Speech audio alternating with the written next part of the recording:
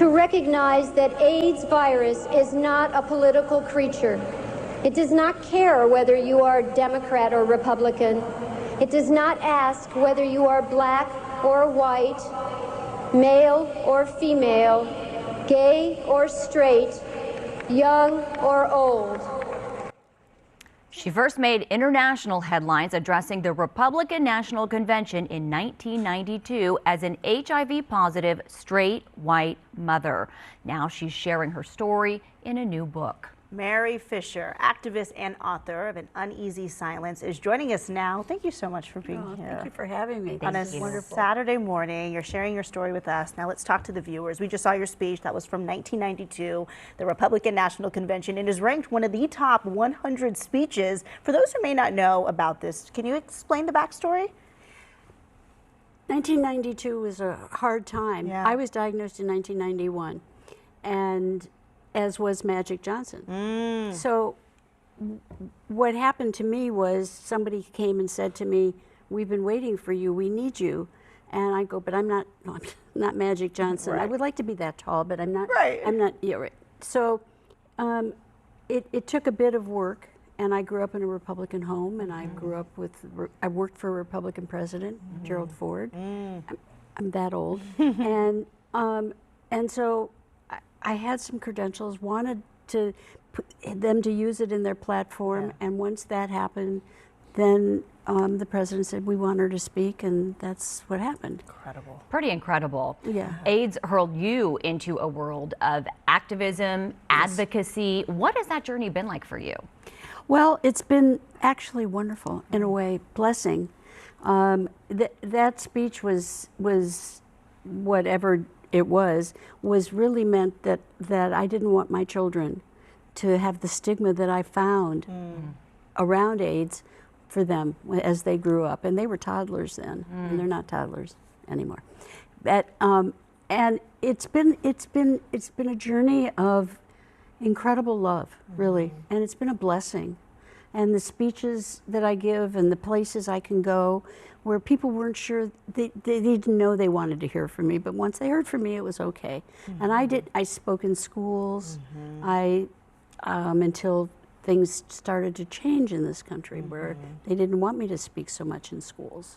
You're a lifelong advocate at this point. Why was this book important to write now, and what do you hope that people take away from your entire story?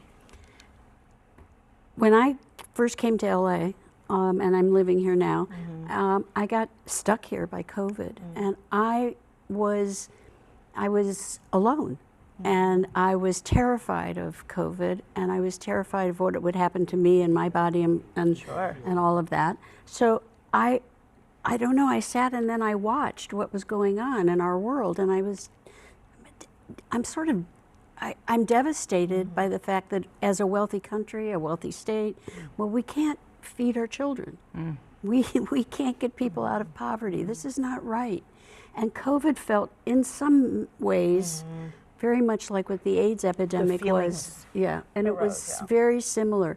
And I just think that as I have grown older and grateful to be here, which is amazing in and of itself, and a grandmother, Congratulations. thank you, that I could say things, and I'm really not worried what everybody else thinks about that. Yeah. Because I think the most important thing is to tell the truth. Isn't that the beauty in getting older? Yes, Confidence definitely. and just like, this is who I am. Yeah, before we go, I do want to touch on a couple things because there's been so much progress made when we talk about AIDS. You know, new infections have been down 60% since the peak in '95.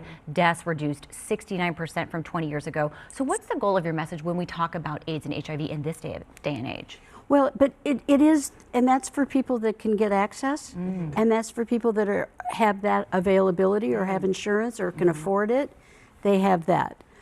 We still get 50,000 new infections every year. This has been just incredible, and globally we've lost 42 million people. So it's not like it's over. Yeah, yeah.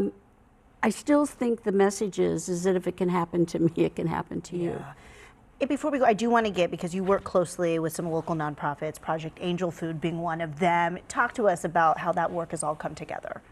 Well, I realized that once COVID got to a point where I could go and visit the kitchen and be there and learn, and I could become a volunteer, and then I could become a donor, and now they put me on their board, and I'm She's very a board excited. member now. Yeah.